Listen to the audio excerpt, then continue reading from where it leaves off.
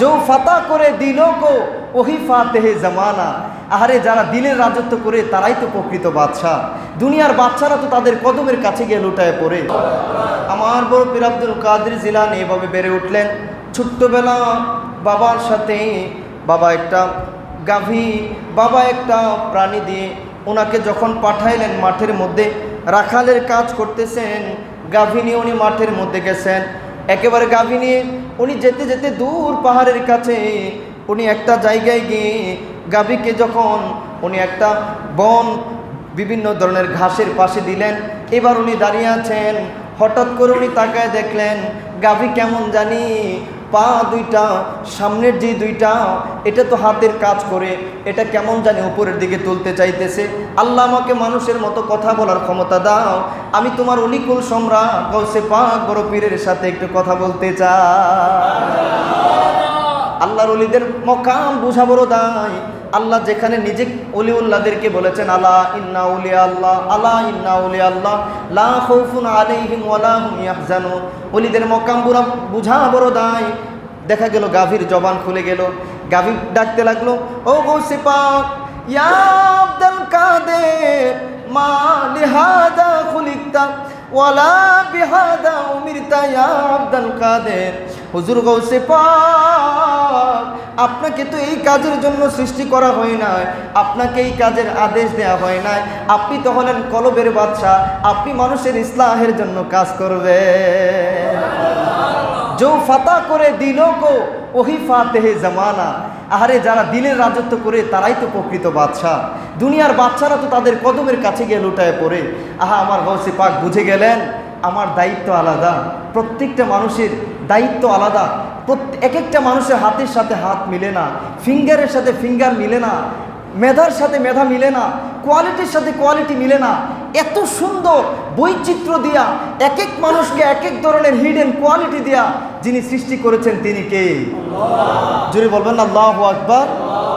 প্রত্যেকটা মানুষের এক একটা হিডেন কোয়ালিটি আছে। আপনার দায়িত্ব হলো আপনি পরিশ্রমী হয়ে মুরাকাবা মুশাহাদা করে আপনি আপনার যোগ্যতাকে বের করা, এবার যোগ্যতাকে ফুটিয়ে তোলা, যোগ্যতাকে কাজে লাগানো। মুমিন অলস হয় না, মুমিনরা পরিশ্রমী হয়। আল্লাহ আমাদেরকে বৈধ পথে দিন মাযহাব মিল্লাতের খেদমতে, বাপ মার নাম ইজ্জত ফুটাতে, সমাজের খেদমতে পরিশ্রমী হওয়ার মতো তৌফিক দান করুন। আল্লাহুম্মা আমিন। আম্মা জানের কাছে চলে গেলেন, আম্মা আমি পড়াশোনা করতে চাই, আমি বাগদাদে যেতে চাই, দূরে গিয়ে পড়াশোনা করবো ইনশাআল্লাহ, আম্মা আমাকে অনুমতি দেন। মা বুঝে গেলেন এই সন্তান নিশ্চয় বড় হবে, তাকে অনুমতি দেয়া লাগে। আপনারা বলবেন হুজুর গৌসে পাক গাভীর কথা কিভাবে বুঝলেন, গাভীর কথা কিভাবে বুঝলেন? আমি তো বলেই দিলাম মানুষের ভাষায় গাভী কথা বলেছে। গাভী মানুষের ভাষায় যদি নাও বলতো, সমস্ত পশু পাখির ভাষা বুঝার ক্ষমতা আল্লাহ ওলিদেরকে দেয় কিনা? আরে কত শত ওলি আছে গাউসে পাকের গোলাম, গাউসে পাকের আদনা মুরিদ, তাদেরকেও তো বাঘে নিয়ে জঙ্গলার মধ্যে চলে, বাঘ তাদেরকে কাঁধের মধ্যে নিয়ে চলে। আর আপনি বলবেন গাউসে পাকের কথা, বড় পীরের কথা। আরে বড় পীর তো সেই মকামের ওলি যিনি একটা নজর দিলে চলে চুর কুতুব হইতে দেরি হয় না।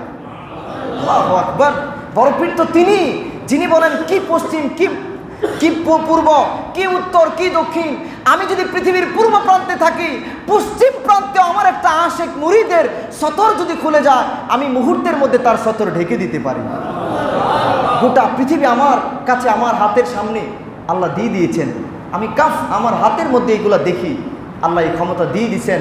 কেন দিছেন, কিভাবে দিছেন, এগুলো আমরা আগেও বলেছি, আবারও বলবো। হাদিসে কুদসি থেকে কোরআনের আয়াত নাম্বার বলে এগুলো আপনারা মানেন। তারপরে আমাদের দিলের ইয়াকিনের জন্য যারা বেবুজ অযথাই প্রশ্ন করে ওলিদের শানে, তাদের বুঝার জন্য বলা, আল্লাহ তাদেরকে হেদায়েত দান করুক, বলেন আমিন।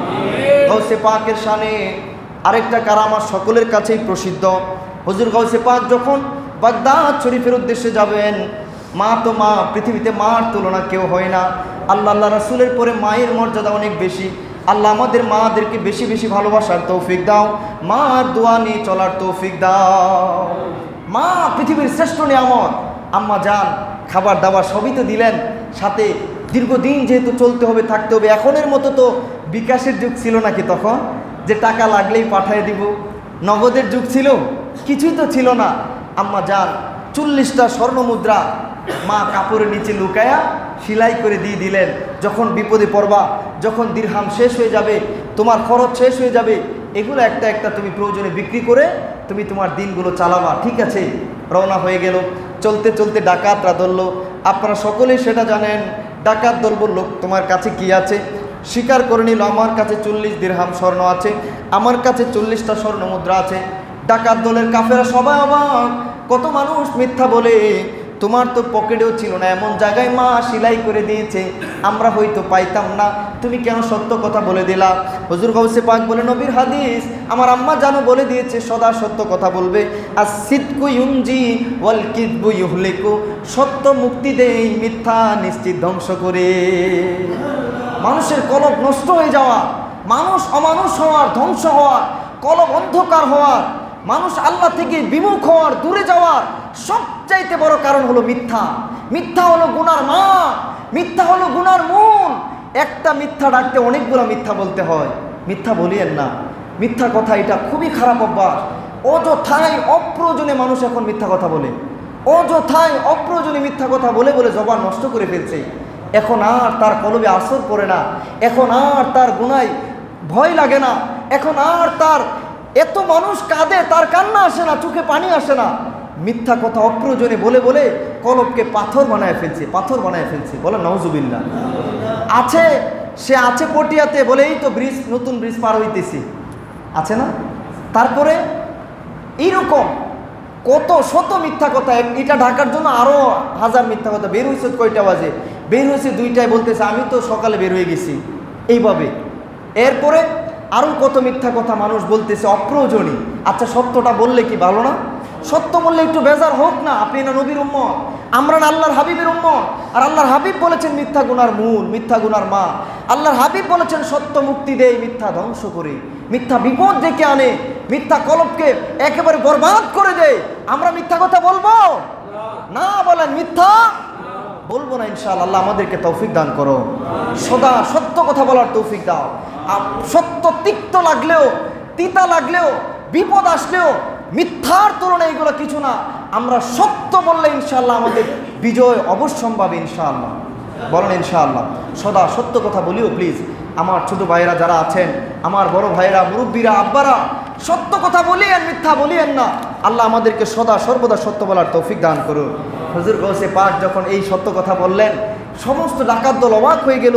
আহারে, আমরা রবের কত ওয়াদা ভঙ্গ করতেছি, কত মানুষের হক নষ্ট করতেছি, কত মিথ্যা কথা বলতেছি, আর একটা ছোট বাচ্চা মায়ের কথা শুনে সে সত্য কথা বলে দিল। কেমন যেন গাউসে পাকের প্রতিটা জবাব, প্রতিটা কথা তাদের হৃদয়ে এমন আসার ফেললো, এমন নূর পয়দা করে দিল, তাদের দিল এত দেওয়ানা হয়ে গেল, তারা সবাই জীবনের জন্য ডাকাতি ছেড়ে হুজুর গাউসে পাকের কাছে তারা চিরজীবনের জন্য তওবা করে নিল। পরবর্তীতে সবাই এক একজন আল্লাহ পাকের ওলি হয়ে গেল। সুবহানাল্লাহ ওয়া বিহামদিহি। এইভাবে গাউসে পাকের জীবনী বলতে গেলে আমাদের শেষ হওয়ার নয়, প্রতি মুহূর্তে উনি শিক্ষা দিয়ে গেছেন কিভাবে আমাদেরকে চলতে হবে, কিভাবে আল্লাহকে পাইতে হবে।